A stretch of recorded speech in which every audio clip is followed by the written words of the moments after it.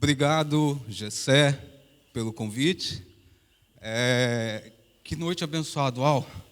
Quanto tempo eu não sentia uma presença tão suave, tão gostosa de Deus assim durante o louvor. Obrigado por vocês do louvor estarem ministrando ao nosso coração. Foi bênção, foi bom demais isso daqui. Eu posso trazer isso para cá um pouco? Pode. Eu tenho um pouco de toque assim, aí parece que eu estou torto. Bom, sorry. Que legal estar aqui. Estou vendo aqui algumas pessoas ali da igreja Restaurando Vidas. Estão sempre por aqui, né? Deus abençoe vocês, vão estar aqui. Deus abençoe. É bom poder compartilhar a palavra aqui nessa noite. E quando eu cheguei aqui, me pediram para compartilhar algo acerca do testemunho de algo da minha vida. Mas eu gostaria de ler alguns textos antes de falar, que eu acho que tem a ver, não era exatamente o que eu tinha buscado de Deus para falar, ou preparado para falar, mas se encaixa bem naquilo que a gente tinha preparado, que a gente tinha ouvido da parte de Deus. E no livro de Provérbios, no capítulo 16, nós encontramos uma palavra que há muito tempo fala ao meu coração e ainda é forte. Toda vez que leio esse texto, eu consigo perceber a soberania de Deus, o poder de Deus no controle da nossa vida, em nos levar para o propósito que Ele tem para nós, apesar de nós, apesar de quem nós somos.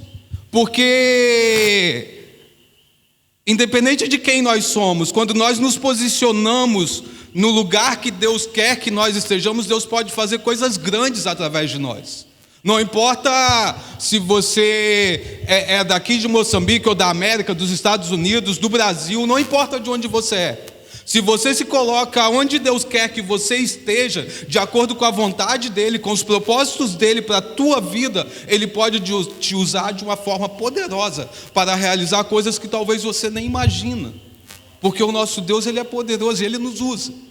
Ele quer nos usar, Ele tem um propósito para a nossa vida. No livro de Provérbios 16, versículo 1, o texto fala assim: o coração do homem pode fazer planos, mas a resposta certa vem dos lábios do Senhor. Todos os caminhos do homem são puros aos seus olhos, mas o Senhor pesa o espírito. Confia ao Senhor as tuas obras e os teus desígnios serão estabelecidos. Só até aqui.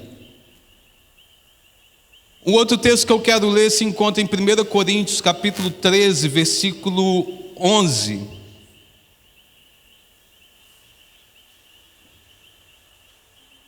Que diz assim: quando eu era menino, eu falava como menino, pensava como menino, raciocinava como menino.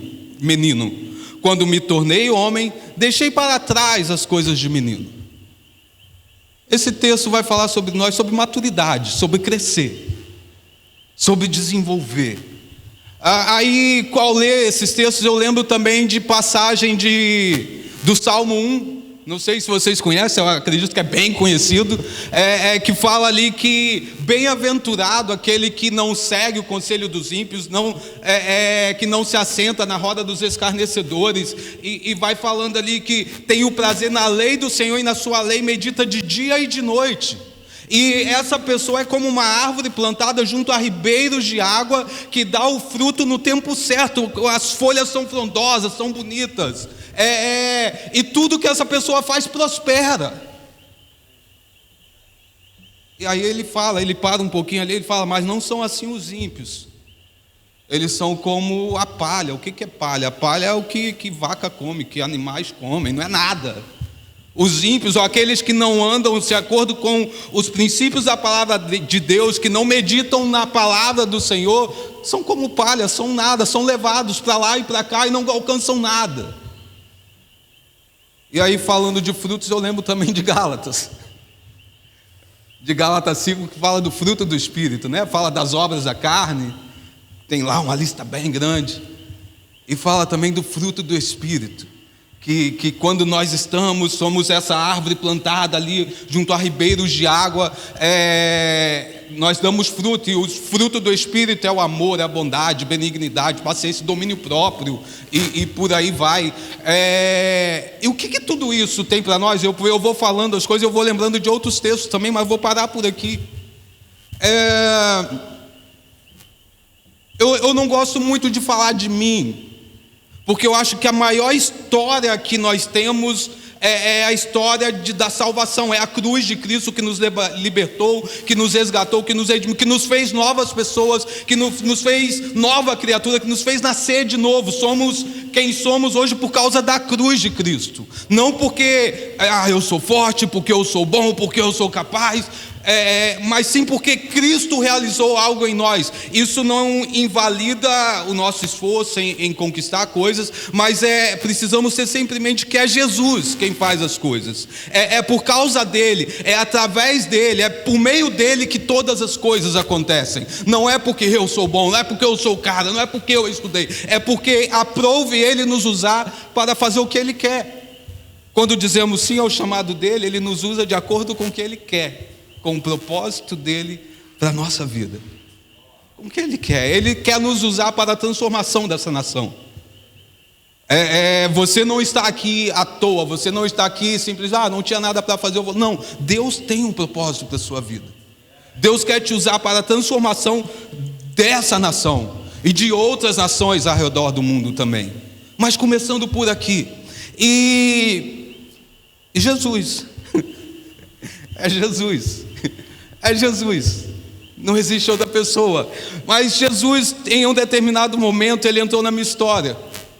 Eu cresci em uma favela no Rio de Janeiro. Com 4 anos eu fui atropelado, por isso que eu tenho essa cicatriz bonita na testa. É bonita, eu sei, consegui. Olha aquela moça bonita ali, ó, mulher bonita ali. Casei, fiquei bem demais. Mas com 4 anos de idade eu fui atropelado por um carro. E quando esse acidente aconteceu, fui levado para o hospital às pressas. Minha mãe estava lá na sala de espera e viu toda uma movimentação no hospital. E minha mãe não viu que o que tinha acontecido comigo havia sido tão grave, algo tão ruim. E minha mãe falou com a minha tia: eu acho que tem alguém morrendo aqui dentro desse hospital hoje, que os médicos estão correndo para lá, está uma correria aqui dentro. Não sabia ela que era eu que estava para morrer. E de repente um médico saiu de dentro de uma sala e perguntou: quem é a mãe daquele menino que entrou aqui com a cabeça toda arrebentada? Aí minha mãe tentou ali, minha mãe é um pouco voadinha, aí ela falou: eu acho que é meu filho. E aí ela foi, falou com o médico, e o médico passou para ela o que tinha acontecido. Olha, o teu filho, ele arrebentou a cabeça. O médico foi bem simpático, arrebentou a cabeça. Eu quebrei aqui nesse lado aqui da testa. Não tem ninguém filmando desse lado. O meu ângulo melhor é esse lado, tá, pessoal da filmagem? Esse lado aqui. Esse lado aqui, eu quebrei esse crânio e perdi um pouco do meu cérebro. Eu perdi massa encefálica quando É brincadeira.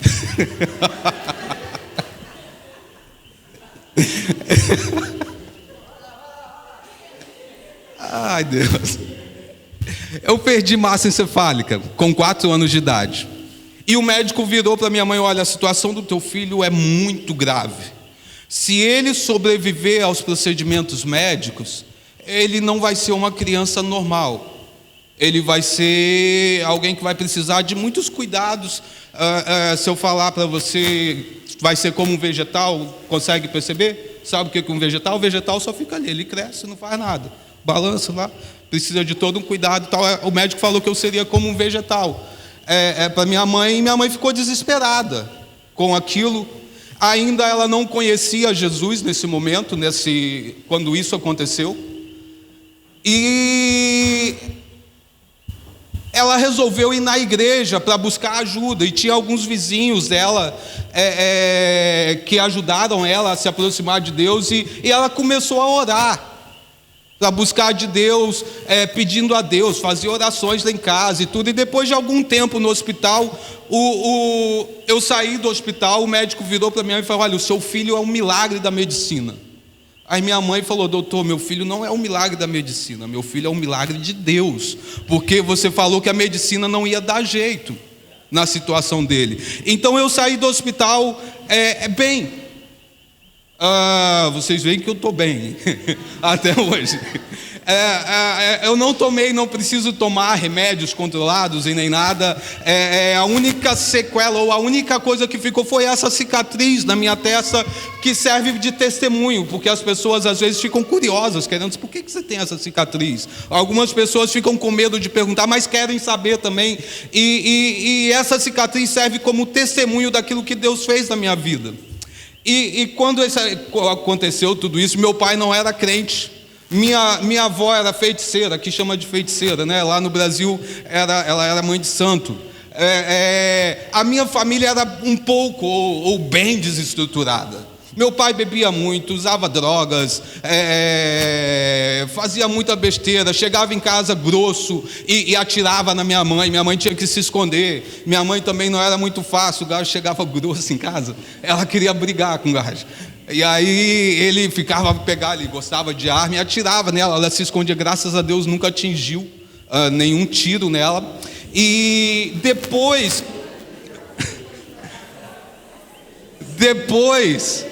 que eu saí do hospital, depois de toda essa situação que eu saí do hospital, os meus familiares conseguiram ver a mão de Deus na minha vida, e todos os meus tios, minha mãe e todos os meus tios, os meus avós, eles se converteram, eles entregaram a vida a Cristo por causa de algo que aconteceu através da minha vida. E eu cresci ouvindo coisa do tipo: Deus tem um propósito na tua vida, Deus quer te usar, Deus quer isso, Deus quer aquilo. Eu falava, na adolescência, eu já adiantando um pouco, na adolescência eu falava: que Deus quer me usar o quê, mano? Como assim? Porque eu era um adolescente, uma criança muito tímida. Para você ter ideia, o Glinder de alguns anos atrás, eu não vou falar quanto tempo, senão você vai descobrir minha idade, mas o Glinder de alguns anos atrás, ele nunca chegaria na frente de um lugar como esse e estaria falando para as pessoas. Ia começar a tremer, a bochecha a tremer, a voz não ia sair. Eu me escondia das pessoas, eu não conseguia me relacionar por causa do medo que eu tinha das pessoas. E cresci ouvindo: Deus vai te usar, Deus vai fazer coisa da sua vida, Deus vai fazer aquilo, vai fazer aquilo outro. E as minhas tias também falavam, porque se converteram por causa desse acidente. E meu pai nada, meu pai continuava louco. E minha mãe orando para meu pai se converter, e orando. E teve uma vez que minha mãe foi para um congresso da igreja, que meu pai falou para ela: você não vai, porque se você for, eu vou te tirar lá de dentro da igreja pelos cabelos. Ela foi. Quando meu pai descobriu que ela estava nesse congresso, meu pai foi para pegar ela. Só que quando meu pai chegou naquele ambiente, eu falo essas coisas, eu não vi essas coisas, eu estou relatar algo que eu ouvi dos meus pais. Meu pai, ele disse que chegou, tipo, atrás, assim, onde estava acontecendo esse congresso. Ele entrou na porta ali atrás. Ele disse que quando entrou, ele não conseguiu andar mais. Ele ficou paralisado ali, e ele começou a sentir algo que ele não conhecia, uma presença gostosa, ele dizendo. Ele assistiu todo aquele culto, e no final do culto, naquele momento de apelo que normalmente acontece em algumas igrejas, ele estava lá na frente entregando a vida a Jesus. E quando isso aconteceu, ele fumava muito, ele estava com um cigarro no bolso, ele colocou em cima da geleira e ele falou: amanhã eu vou fumar de novo isso. E desde que ele entregou a vida a Jesus, ele nunca mais fumou, ele nunca mais usou droga, ele nunca mais voltou para a bebida. E ele se tornou um homem usado por Deus na igreja. Minha avó, igual eu falei, ela era feiticeira. Teve uma vez uma situação, o meu pai já crente, e minha avó ficou muito enferma. Ela estava muito magra, muito doente. Ela foi para a minha casa, e isso eu lembro, isso é bem claro na minha memória. E a casa cheirava mal, um cheiro de enxofre, um cheiro ruim, de coisa de inferno, sei lá que cheiro é esse. Mas era ruim, era um cheiro estranho. Abria a geleira da casa, vinha aquele cheiro que era da minha avó. Não é que ela não tomava banho, mas é que ela era muito voltada para coisas que não condiziam com o reino de Deus. E espíritos malignos manifestavam nela. Ela tinha algumas enfermidades que o médico falou: olha, você não vai ser curada dessas enfermidades. E ela foi para minha casa. E aí minha mãe e meu pai falou: olha, todos nós, ela, meu pai e nós, os 3 filhos, todos nós vamos jejuar pela vovó, porque Deus vai libertar ela. Nós passamos um tempo em jejum e oração todos os dias por ela. Aí um dia ela levantou as mãos, aceitou a Jesus dentro da nossa casa, na sala de casa. E aí o médico, quando ela aceitou Jesus, aí ela queimou todas aquelas coisas de feiticeiro, abandonou toda aquela coisa. Uma outra pessoa falou aos diabos: olha, se você abandonar essas coisas, você vai morrer. Em menos de um ano você vai morrer. E aí ela foi no médico, descobriu que ela tinha uma enfermidade que eu não lembro agora o que era muito séria.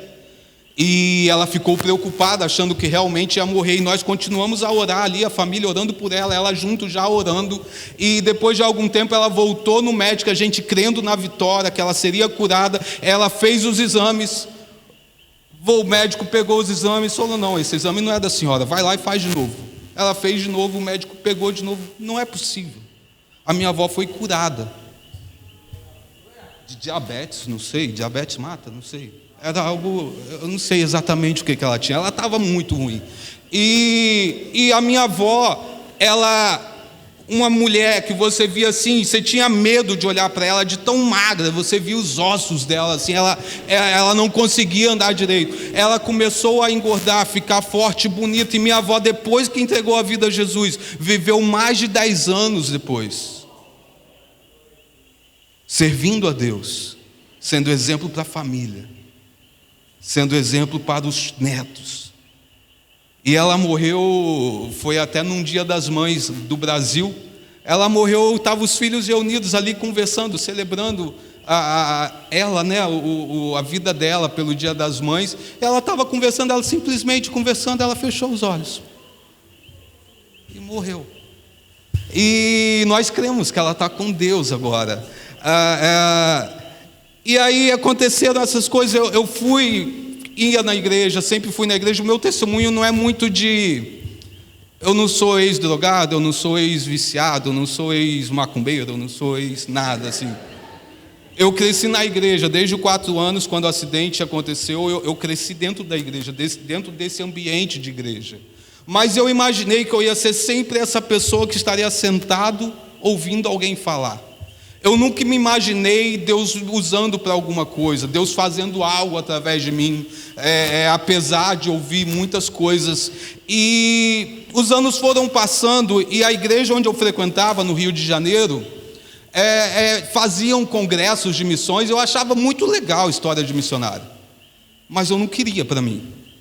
Eu falava: não, pera lá, essa coisa de missões, missionário vai para o campo para sofrer, ter dificuldades, porque a gente ouvia algumas coisas que era bem triste de se ouvir no passado. Não sei se vocês, missionários, já ouviram lá no Brasil algumas histórias de missionário que, ao invés de impulsionar ou levar outros a se envolverem na obra e tudo, o pessoal fica: pelo amor de Deus, eu não quero isso para mim. E eu cresci ouvindo coisas assim, e eu falava: que legal, que bênção que essa pessoa é missionária, mas eu não vou ser. Eu fiz os meus planos. Eu tinha os meus planos, eu tinha uma agenda, aí eu escrevia tudo que eu queria para a minha vida, em cada etapa da minha vida. Eu queria estudar engenharia, eu queria me formar, eu queria casar dentro de uma certa idade. Nunca pensei: eu quero ser pastor, eu quero ser missionário, eu quero trabalhar na igreja, eu quero ser alguém da igreja. Não, nunca pensei isso. Eu queria ganhar dinheiro, eu queria ser muito rico, casar e viver a minha vida tranquilamente. Só que aí, em um determinado momento, num culto de missões na igreja, dessa vez eu já estava morando no Espírito Santo, que é uma província próxima ao Rio de Janeiro, num culto de missões de 3 dias. Na primeira noite eu senti Deus falando: eu quero que você me dê algo. E eu não tinha, aí eu falei: vou dar meu dinheiro.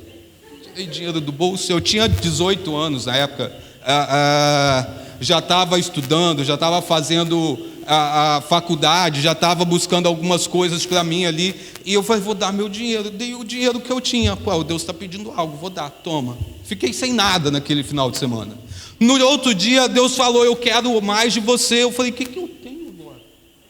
Eu tinha um sapato novo, um sapato caro.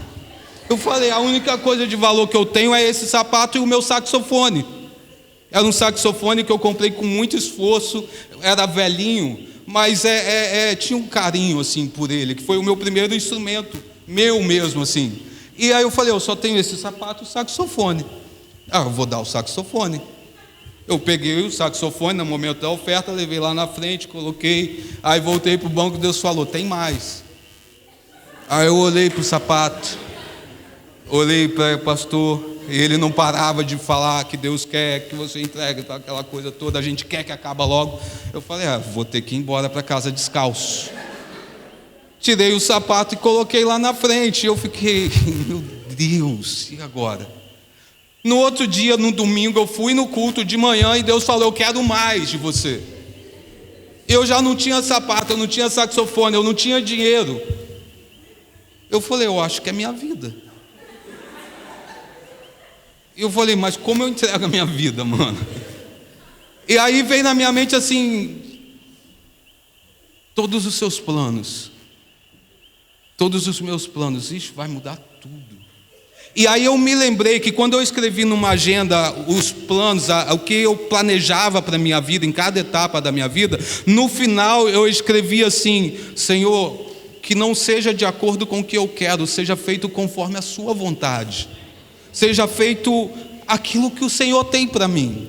O meu sonho, eu demorei a namorar, você vê, eu nem sou ex-namorador, eu demorei a namorar, porque na minha mente eu quero casar com a primeira menina que eu namorar. Eu não quero ficar beijando, agarrando, tendo relação antes do casamento. Eu quero casar com aquela menina depois que eu tiver a vida estabelecida e tudo mais. Meu primeiro beijo, demorou, mano. Demorou o primeiro beijo, mas aconteceu. E não me casei com a primeira namorada. Tem uma parte ruim dessa história que eu vou contar, mas eu conto depois. Deixa eu continuar aqui. Eu entreguei tudo que tinha, e naquele momento do culto de domingo eu chorei muito.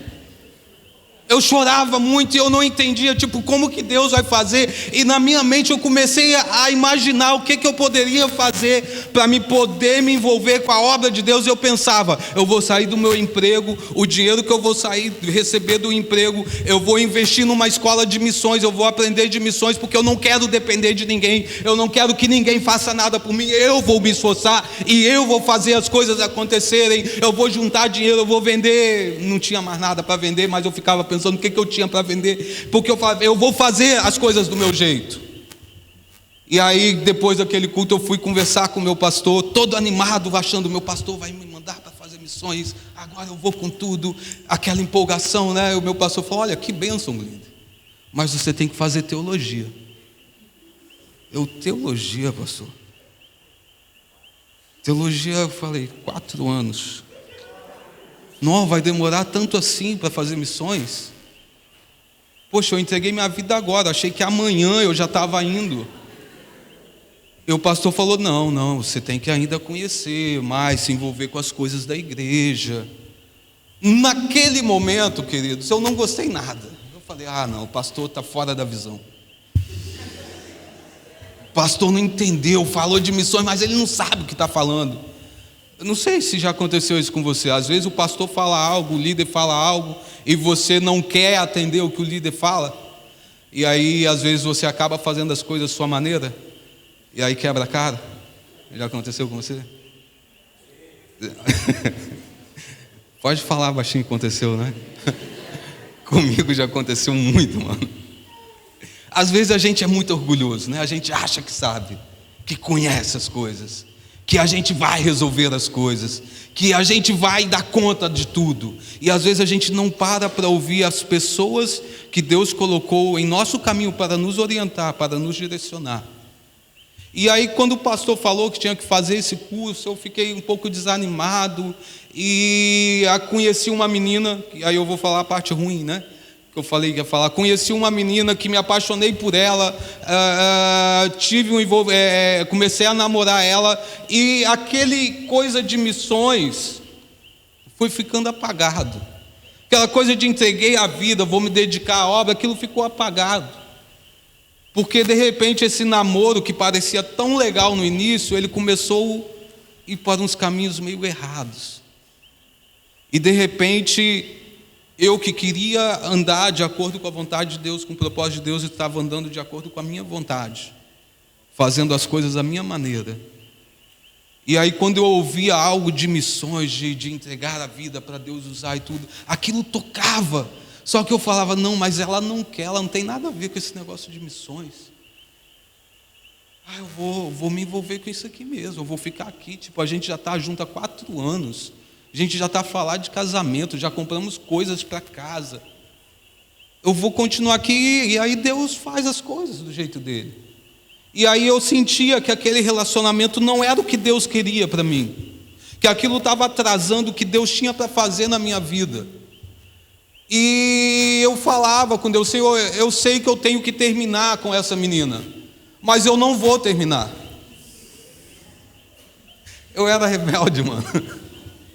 Mas eu não vou terminar, eu só vou terminar se um anjo aparecer para mim falar que eu tenho que terminar, ou se ela tomar a decisão de terminar comigo. Aquela coisa de jovem, lembra que eu falei quando eu era menino, o texto que eu li, quando eu era menino, falava como menino, pensava como menino. Mas tem um momento que a gente tem que crescer, tem que amadurecer. Naquele momento eu ainda não pensava muito bem nas coisas, ainda era menino. E eu falei, ela tem que tomar a iniciativa. E eu me achava, falei, poxa, eu estou com essa menina, ela não vai terminar comigo. E o relacionamento parecia que andava bem, de repente, tudo mudou. Ela chegou e terminou aquela relação de 4 anos, que já estávamos falar em casar, já estávamos planejar de comprar uma casa para morarmos ali naquela casa e tudo mais. Já tínhamos comprado alguns móveis para esse possível apartamento que nós compraríamos. E quando esse relacionamento acabou, meu mundo foi ao chão. Eu falei, uau, e agora? 4 anos jogados fora, 4 anos perdidos. O que vai ser agora? Como vai ser? E aí, enquanto eu estava ali triste com aquela situação, em um momento andando pela rua de onde eu vivia, eu ouvi assim muito claro Deus falando comigo assim, Glinder, fica tranquilo, porque agora eu vou poder te usar, porque eu tenho você só para mim. Você não está dividindo o seu coração com uma outra coisa, com uma outra pessoa, com uma relação. E eu fiquei, como assim? Como pode ser isso? E eu falei, amém. Mas não tem, você fala um amém sem expectativa de que algo vai acontecer? Imagina um fim de um relacionamento, se a gente fica muito para baixo, é algo muito ruim terminar uma relação, mesmo sabendo que é errada. É ruim, porque tem emoções envolvidas, tem uma história que foi construída no decorrer de alguns anos e tudo mais. Então eu estava triste naquele momento, eu estava muito para baixo naquele momento. E fui para a igreja um dia de ensaio de louvor. Eu fazia parte do Ministério de Louvor no Brasil. Fui para o ensaio numa quarta-feira, um dia que o pastor da igreja nunca estava na igreja. E aí eu esperando o ensaio começar, eu sentei na bateria, não toco bateria, mas eu sentei na bateria ali só fazendo barulho. De repente o pastor chega. E o pastor, ele tinha uma voz grossa, ele falou, irmão Glinder. Eu assustei, né? Sim, pastor, sim, pastor. Porque a gente fala mansinho com o pastor, né? Sim, pastor, sim, pastor. Aí ele, vamos lá no gabinete, eu quero conversar com você. Eu já pensei, o que eu fiz? Aí já comecei a buscar na mente, o que eu fiz de errado que ele quer conversar comigo? E aí, quando sentamos, ele começou a conversar e ele me lembrou de alguns anos atrás, já tinha passado desde a conversa que eu tive com ele de que eu queria fazer missões, de que eu queria me envolver com a obra e tudo mais, já tinham passado uns 6 anos, 7 anos. E ele falou: você ainda quer fazer missões?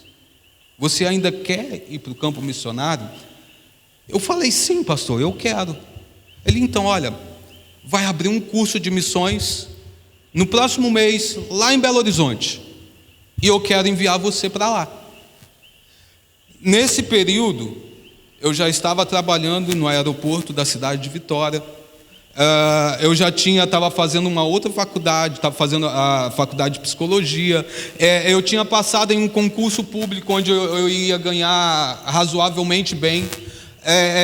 As coisas estavam acontecendo e na minha vida vou ganhar dinheiro, eu me esforçando, eu fazendo as coisas do meu jeito. E o pastor chega para mim falando isso. E aí eu falei: mas pastor, tem muita coisa para deixar. Aí ele falou: isso não é problema meu. Se você quer fazer missões, olha, o curso começa no mês seguinte. Se você quiser, a igreja vai te enviar para lá e nós vamos manter todas as despesas que você precisar lá. Você não vai ter que se preocupar com nada. Mas aí, antes um pouco, voltando no tempo, quando eu tinha 15 anos, eu esqueci de contar essa parte. Quando eu tinha 15 anos, meu pai estava um tempo fora de casa e minha mãe não gostava de dormir sozinha, colocava os filhos para dormir no quarto onde ela estava, onde ela dormia. E teve uma noite que eu ouvi minha mãe orar. Uma madrugada, ela levantou de madrugada, ela orando, e uma parte da oração que eu não esqueço nunca, ela falava assim: Senhor, que um dos meus filhos seja um missionário, Senhor, usa meus filhos na obra, e tal, aquela coisa toda de mãe. E quando eu ouvi essa história, Deus ainda não tinha tocado de uma forma profunda no meu coração, e aí eu falei: Senhor, eu não, meus irmãos. Mas, mano, depois dessa oração, tudo mudou. As coisas foram diferentes, e, enfim, eu virei missionário, né? Dá para ver já. Mas voltando lá na história, lá na frente, o pastor falou: cara, você tem que ir. E aí eu fui na faculdade, tranquei a matrícula, fui no meu emprego, pedi demissão, abri mão do concurso que tinha passado e fui fazer missões. Acostumado com uma vida razoavelmente tranquila financeiramente, e de repente as coisas ficaram um pouco difíceis, mas no lugar onde eu estava a gente tinha todo o sustento, todas as coisas, e fiz o curso tem duração de 1 ano, fiz o curso e queria casar, já estava com 30 anos, não estava casado, e depois que faz o curso de missões nessa escola que eu fiz, era proibido namorar durante o curso. Era proibido. E nem durante o estágio missionário não podia também. E aí eu já com 30 anos, eu já tinha desistido desse negócio de namorar, de casa. Eu falei: não tem jeito não. Vou continuar envolvido na obra, os solteiros cuidam das coisas do Senhor, envolvido na obra do Senhor. É o que diz a palavra, não é? Vocês conhecem a palavra, é assim: os solteiros cuidem das coisas do Senhor, os casados cuidem como agradar o seu marido e a sua esposa. Então, se você é solteiro, não é para você se preocupar em arrumar namorado, é para você se preocupar em buscar ao Senhor, em agradar o Senhor, fazer as coisas do Senhor, e aí no tempo dele Ele vai preparar alguém para você. Foi mais difícil, olha só, foi mais difícil para Adão do que para você. Quando Adão estava lá no jardim, não tinha nem mulher na terra. E Deus olhou para ele e falou: não é bom que o homem viva só.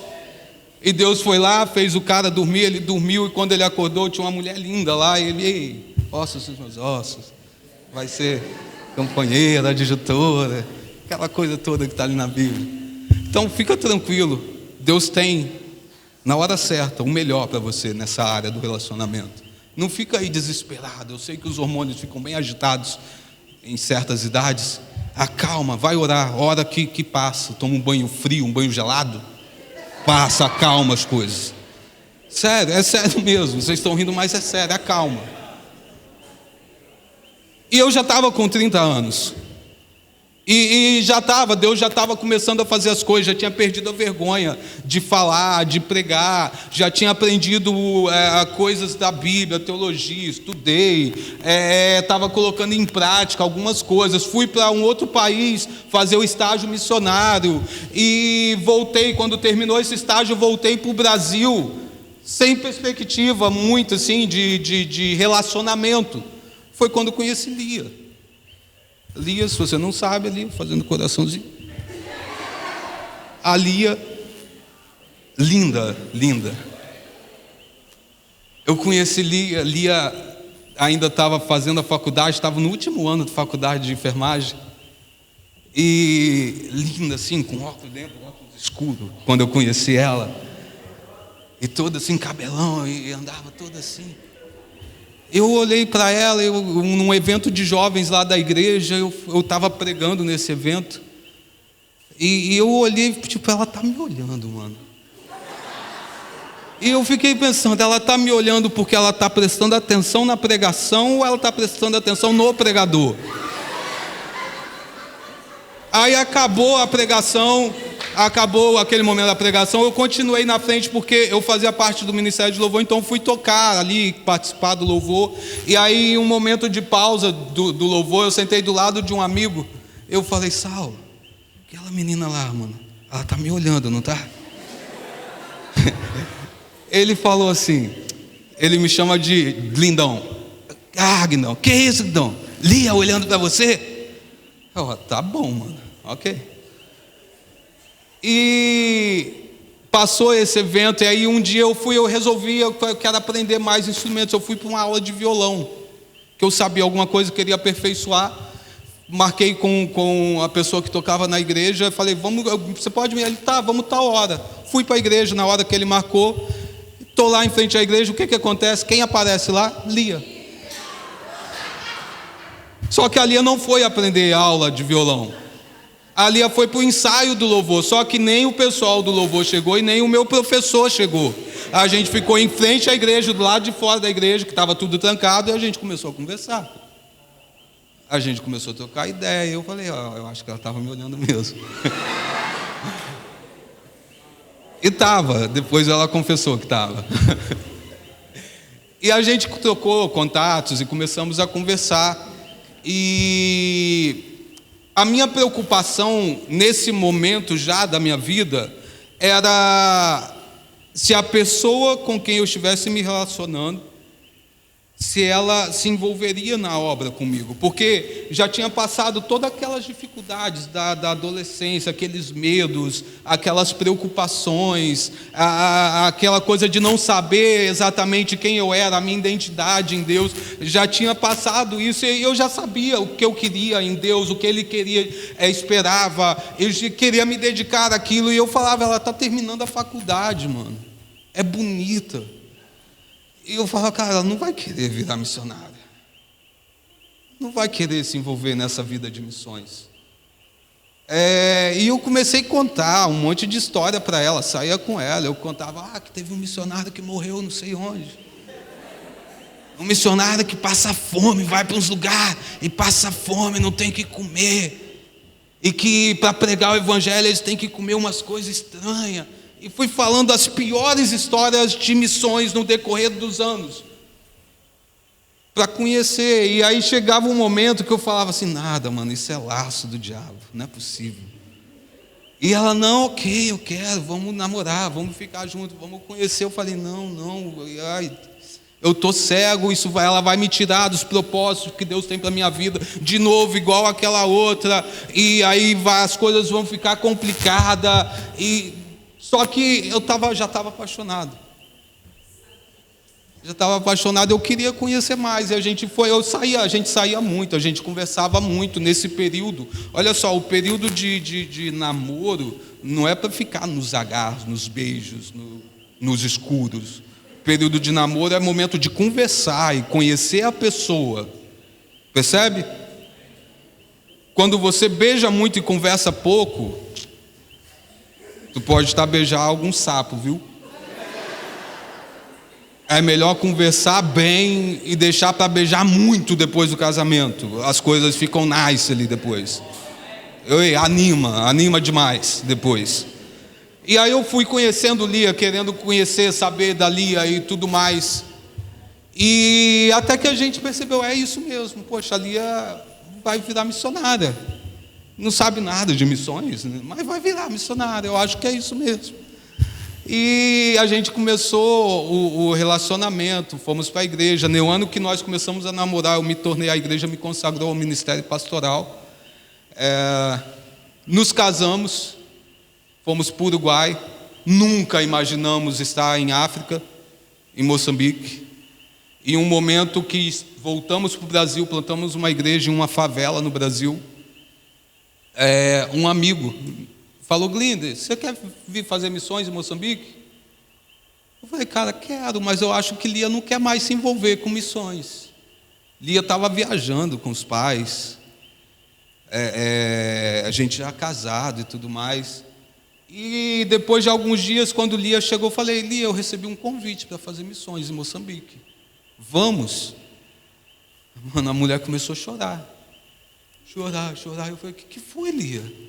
Ai, amor, eu estava num culto lá, numa outra província, lá em Minas Gerais, e tinha uma missionária de Moçambique, ela falou e eu senti algo tão forte, blá, blá, blá. Eu falei, Lia, Moçambique, Lia, vamos para Moçambique? Ela, vamos. Eu falei, ok, que bênção, mas agora será que o nosso pastor vai aceitar? Porque a gente tinha voltado do campo e o nosso pastor queria a gente ali no Brasil. E eu falei, vamos conversar, se for de Deus vai abrir as portas. Fomos conversar com o pastor. O pastor de imediato falou, uau, que bênção, podem ir. Eu falei, olha ali, as coisas vão dar certo. Só que aí faltava dinheiro de sustento aqui, faltava dinheiro de passagem, faltava um monte de coisa. E a gente não tinha. A gente tentava juntar, a gente saiu da casa onde a gente morava para economizar dinheiro, foi morar na igreja, e o dinheiro não vinha. Até que Deus usou alguém para mandar o dinheiro, a gente chegou aqui e já está aqui em Moçambique há 7 anos. Eu creio que Deus tem nos usado aqui, de alguma maneira. E eu falo tudo isso assim para você, contando um pouco dessas coisas, para você ver que alguém que cresceu em uma favela, em uma família desestruturada, uma avó feiticeira. Você tem ideia, eu tenho um tio que era mendigo, morreu na rua. Eu tinha um outro tio que era alcoólatra também, que morreu abandonado em um bar. Tenho a história da família, principalmente do lado do meu pai, é uma história um pouco bem complicada. Então, às vezes a gente olha para a nossa história e não acredita no que Deus pode fazer em nós. Mas Deus, Ele é aquele que é mestre em transformar histórias. Desde que a gente diga sim para o chamado dEle. E eu estou vendo aqui, tem muitas carinhas novas aqui. Você pode fazer igual eu em um momento da sua história, começar a ser um pouco rebelde, não ouvir o que Deus quer para fazer na tua vida, querer fazer as coisas da sua maneira, e talvez atrasar o que Deus quer fazer na tua vida. Mano, hoje vou falar a minha idade, eu tenho 42 anos. Fala lá, não parece. Só para mim ficar... Eu tenho 42 anos, faço 43 esse ano. E já era para mim estar fazendo algo como agora já há muito tempo, eu imagino. Se eu não tivesse me envolvido em algo que me atrasou naquilo que Deus queria realizar na minha vida. Então, na nossa vida, na nossa trajetória, quando a gente olha para a Bíblia, a gente precisa crescer.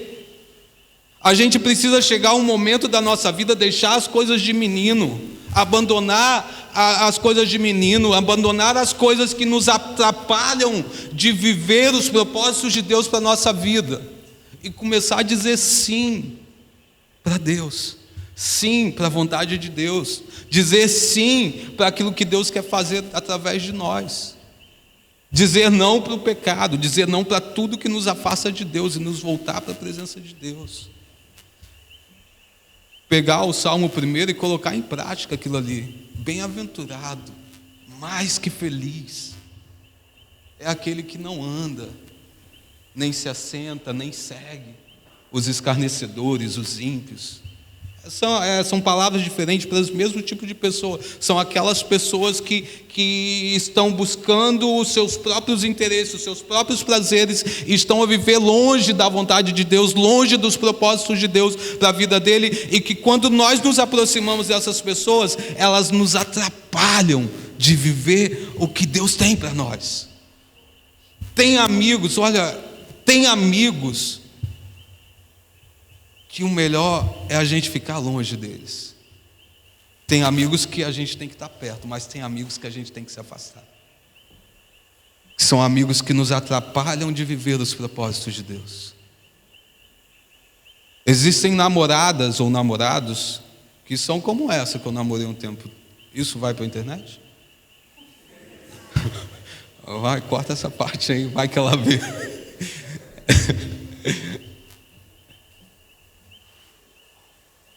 Tem namoradas que nos atrapalham viver o propósito de Deus, que talvez hoje você não consiga perceber, parece o máximo, parece a melhor coisa da vida, mas que é parecido com aquilo que Salomão falou. Existem caminhos que parecem bons aos nossos olhos, mas o fim deles é destruição, é morte, é perdição. Então, queridos irmãos, vamos buscar ao Senhor, vamos amadurecer, vamos crescer na nossa fé. A minha história é só uma história de tantas outras que Deus tem para fazer. Deus me curou, Deus não me deixou morrer naquele momento, Deus tem me usado de forma poderosa, mas eu já estou com 42, daqui a pouco chega a 50, 60, 70. Eu vou falar de mim, não vou falar dos amigos ali. Chega a 70.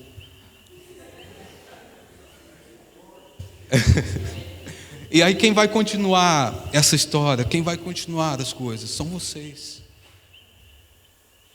Talvez não a nossa maneira, mas do jeito que Deus quer usar vocês.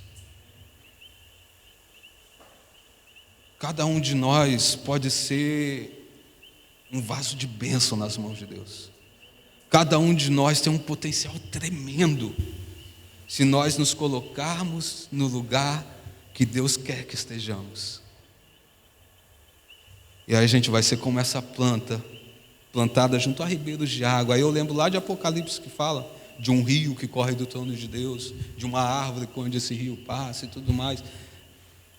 A gente precisa estar plantado em Deus e fluir nessas águas, e beber dessas águas, nos alimentar dessas águas, para que a gente possa ir e dar frutos, e os nossos frutos permanecerem, e a gente possa ir adiante, conquistar, avançar, rumo àquilo que Deus tem para fazer através de nós.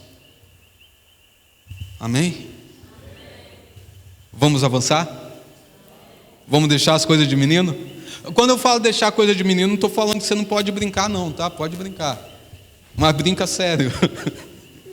Mas é deixar aquelas coisas que você sabe que tem nada a ver, isso só está me atrapalhar. Vamos buscar mais de Deus, vamos buscar mais o propósito de Deus, vamos buscar mais aquilo que Deus tem para fazer através de nós. Não importa se você tem 10 anos ou se você já tem 60, 70, você pode ser um canal de bênção para muita gente, para muitas pessoas. Você pode ser um canal de bênção, talvez você não saiba, mas a tua vida está a influenciar muita gente, para o bem ou para o mal. Eu ouço histórias às vezes, eu vou às vezes no Brasil, ouço testemunho de pessoas que chegam até mim: mano Glinder, muito obrigado, porque você fez, ajudou o meu filho, não sei o quê. Eu fico buscando na mente, o que eu fiz por esse cara, mano? O que eu fiz que ajudou essa pessoa? E até hoje eu fico com vergonha de perguntar, né? Mas as pessoas chegam, e não foi uma vez, várias vezes aconteceram. Porque às vezes a gente, sem saber, está sendo usado por Deus para transformar a vida de uma pessoa. Então a sua vida sim influencia as pessoas ao seu redor para o bem ou para o mal, dependendo daquilo que você está a viver e de como você está a viver. Espero que nós estejamos a influenciar para o bem, para aproximar as pessoas de Deus, para levar as pessoas para Cristo, porque esse é o propósito de Deus para nós. Todos somos missionários, enviados para pregar as boas novas de salvação, pregar a mensagem da cruz. Cantamos tanto sobre a cruz de Cristo aqui hoje. Fomos chamados, essa cruz para muitos é sinal de morte, de derrota, mas para nós os que cremos é sinal de vitória, é sinal de bênção, é sinal de que vamos alcançar coisas grandes em Deus. Pela cruz nós somos libertos, amém? Vamos orar, vamos orar.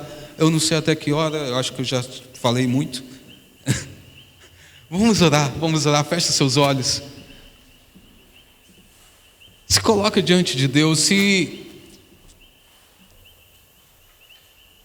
você percebe que você está afastado do propósito de Deus para a tua vida, se de repente você percebe que já está na igreja há alguns anos e parece que nada mudou, algumas coisas, mas chegou um momento que as coisas parecem que estão iguais. Talvez você se acostumou com as coisas de igreja. E aí você só vai na igreja como, tem que ir. Muda isso, muda esse pensamento. Não, eu vou lá porque Deus tem algo para fazer através de mim. Eu vou lá porque eu quero ser um canal da bênção de Deus. Eu vou lá porque eu vou ministrar ao Senhor a minha adoração, mesmo sentado ali. Eu vou dar o meu melhor para Deus. Se você percebe que tem algo na tua vida que não anda bem, que algumas coisas você tem aberto espaço, brechas, concessões para coisas que têm te afastado de Deus, peça perdão a Deus e fala: Senhor, me perdoa. Me ajude a voltar para os propósitos do Senhor para mim. Me ajude a voltar para fazer aquilo que o Senhor tem para mim. Se você já tem vivido as coisas de Deus, glória a Deus, que bênção. Mas ainda tem mais. Vira para Deus e diga: Senhor, eis-me aqui. Me usa. Faça em mim a tua vontade, faça em mim o teu querer, cumpra em mim o teu propósito. Cumpra em mim a tua vontade, Pai. Faz a tua oração aí agora, fala com Deus. Abre o teu coração para Ele. Hoje você está sentado aqui nessa cadeira, mas amanhã só Deus sabe onde você vai estar. Pai, nós nos colocamos em Tua presença, estamos em Tua presença. O Senhor é tão bom, Pai. É tão maravilhoso saber que o Senhor tem cuidado de nós, que o Senhor tem um propósito para a nossa vida. E olha, Pai, interessante que o Senhor não olha o nosso passado. O Senhor olha para o nosso presente, para a decisão que tomamos no presente. E se estamos arrependidos de falhas do passado, o Senhor lança isso no mar do esquecimento e escreve uma nova história para nós.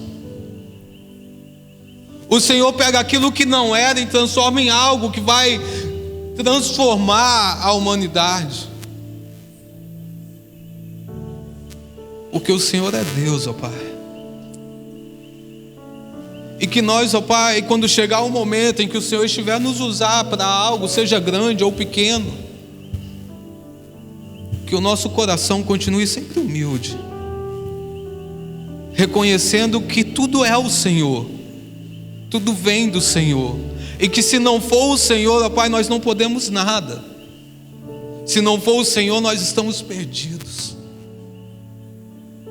A Tua palavra diz: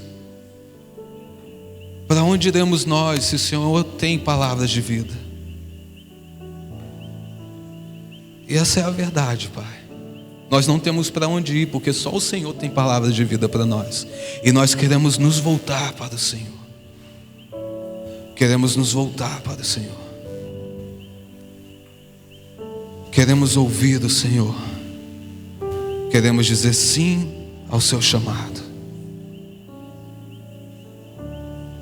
Eu gostaria de convidar você que está fazendo essa oração ou parecido com essa, que você se sentiu tocado e quer viver o chamado de Deus para a tua vida. Eu quero te convidar para vir aqui à frente. Você que sabe que Deus tem um propósito para a tua vida, você que já sabe como Deus quer te usar.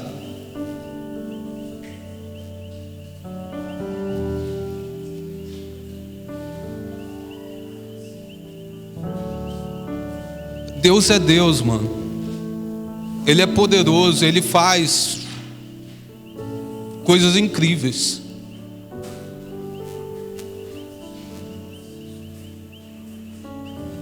Na favela onde eu cresci, eu vi amigos morrerem no crime, envolvido com drogas, envolvido com tantas coisas erradas, porque escolheram errado, mas vi outros também sendo usados por Deus. Amigos que nós crescemos na favela, tem amigos que hoje são pastores também. Não importa de onde você veio, não importa o que você fez, não importa quem é você, o importante é o que Deus quer fazer através de você.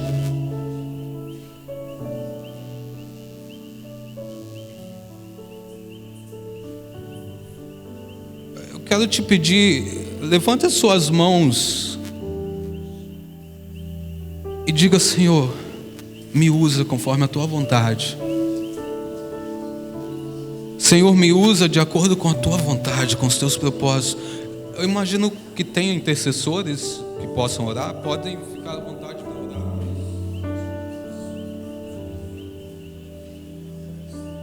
Diga: Senhor, eu quero viver aquilo que o Senhor tem para mim. Pai, olha, Pai, essas pessoas, esses que estão aqui hoje, ó Deus. Talvez hoje a gente não consiga visualizar, ó Pai, o que vai acontecer no futuro, mas o Senhor conhece todas as coisas. O Senhor é um Deus poderoso, ó Pai, que faz coisas incríveis em nossa vida. O Senhor é maravilhoso demais, ó Pai, e às vezes nós temos pouca fé, mas pedimos: aumenta a nossa fé, nos ajude a crer nos propósitos que o Senhor tem para nós, que nada venha nos separar, nos distanciar daquilo que o Senhor quer fazer através de nós. Que não seja o diabo, não seja o mundo, não seja o pecado a nos tirar dos seus propósitos, que nós sejamos radicais, ó Pai, em viver os teus propósitos, em viver aquilo que o Senhor tem para nós. Mesmo que custe, Pai, mesmo que seja difícil, que o Senhor nos fortaleça, que o Senhor nos ajude a ir adiante, que o Senhor nos ajude a caminhar em fé, que o Senhor nos ajude, ó Pai, a não olhar para trás, que nós não sejamos daqueles que desistem, olhem para trás, que nós sejamos daqueles, ó Pai, que seguem para o alvo, que continuam no propósito, custe o que custar. Custe o que custar, nós vamos continuar em frente. Segura em nossas mãos, ó Pai. Quando as coisas se tornarem difíceis demais, nos ajude.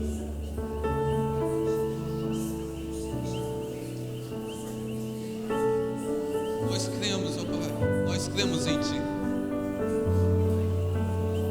Nós cremos no Senhor. Cremos que a Tua vontade vai se cumprir sempre, sempre, sempre. Mas nós queremos fazer parte, ó Pai, daquilo que o Senhor está fazendo. Nós queremos, ó Pai, nos colocar debaixo daquilo que o Senhor está fazendo. E aí dizemos para Ti: eis-nos aqui, ó Pai. Eis-nos aqui. Envia-nos. Eis-nos aqui. Cumpra em nós a Tua vontade. Eis-nos aqui, eis-me aqui. Envia-nos. Eis-nos aqui, nos usa para cura, para libertação. nos usa para alcançar outros para o Senhor. Nós te louvamos, ó Pai. Nós engrandecemos o Teu nome, crendo que o Senhor está agindo, ó Pai, crendo que o Senhor está a falar nos corações aqui hoje.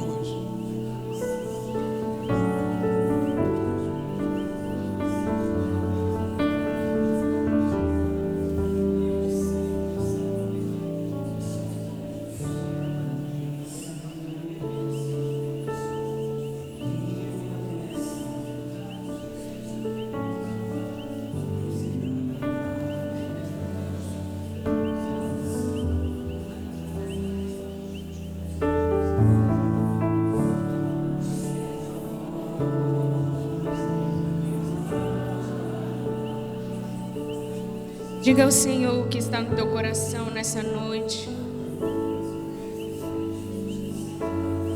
Abre o teu coração ao Senhor e Ele satisfará os desejos do teu coração.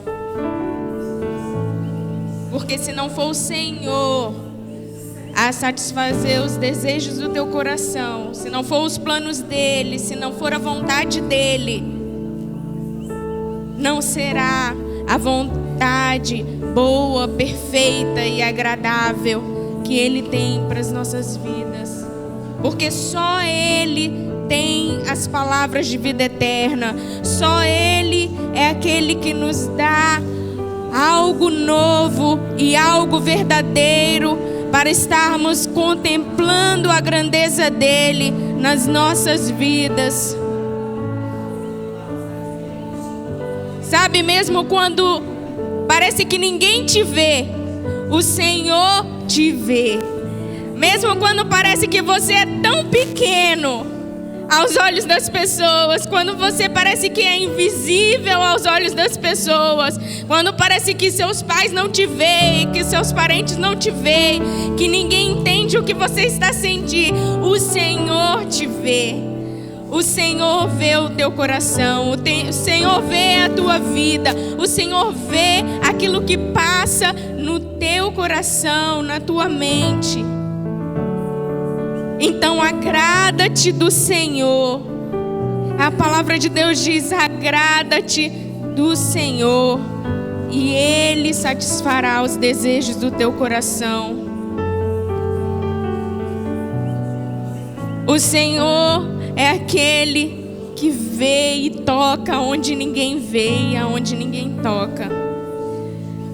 Sabe, pode ninguém ter colocado a mão na tua cabeça ou orado por você hoje, mas o Senhor está neste lugar. Ele está a ver e ouvir aquilo que você está a clamar, a pedir. Oh Jesus, nós clamamos ao Senhor nessa noite. Recolhe cada oração, cada lágrima, ó Pai, porque o Senhor é aquele que transforma, ó Pai. O Senhor é aquele que faz, Senhor, um vaso, ó Pai, quebra, faz de novo, até estar da forma que o Senhor deseja, ó Deus. Que nós sejamos, Senhor, vasos para fazer a Tua vontade, ó Deus. Vasos para honrar o Teu nome, ó Pai. Deus, não queremos ser vasos, Senhor, somente para enfeitar. Queremos ser vasos, ó Pai, para ser usados pelo Senhor. Em nome de Jesus, ó Deus, toque em cada coração aqui nessa noite. Toque em cada vida aqui nessa noite. Que o arrependimento, que o amor venha sobre cada um, ó Pai. Se há algo, ó Deus, em nós que não agrada o Teu santo nome, ó Pai, que venha sair de nós, venha deixar as nossas vidas, ó Pai, em nome de Jesus. Nós cremos no mover do Senhor, ó Pai.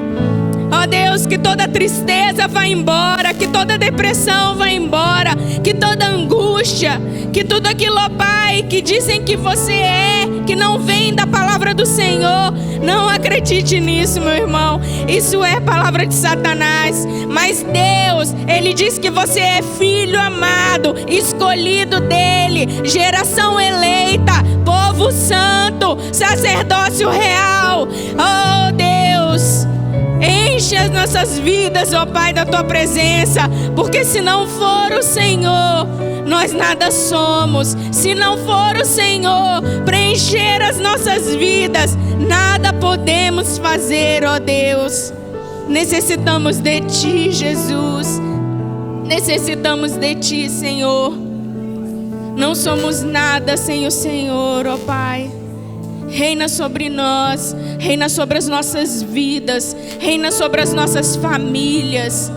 E que a Tua presença seja tão real em nossas vidas, que ao pisarmos em qualquer lugar, a Tua presença vem invadir os lugares. A Tua presença vem invadir Moçambique através da vida desses jovens, desses meninos, desses homens, dessas mulheres que estão entregando seus corações na Tua presença nesse momento, ó Deus. Ó Pai, nós glorificamos o Teu nome, porque sabemos que Tu és um Deus poderoso para fazer infinitamente mais daquilo que nós imaginamos ou pensamos. O Senhor é um Deus poderoso que faz infinitamente mais. Infinitamente mais.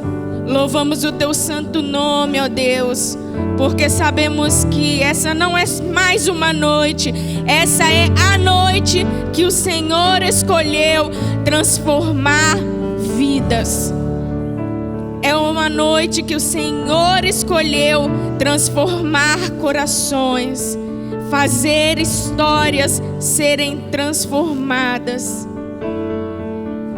Nós queremos colocar nas Tuas mãos cada vida, cada coração, ó Pai, pois só o Senhor é digno das nossas vidas.